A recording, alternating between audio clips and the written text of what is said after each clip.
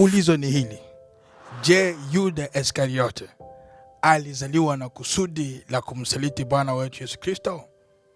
Ulizo ni hili: je, Yuda Iskariote alizaliwa na kusudi la kumsaliti Bwana wetu Yesu Kristo?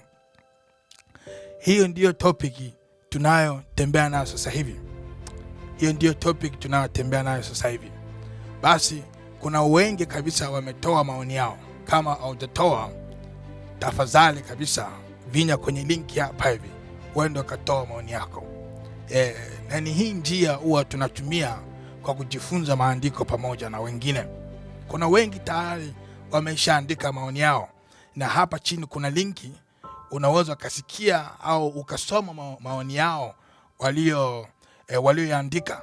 Ninaamini kwamba haya maoni yanaenda kuwa usaidizi kwa watu wengine.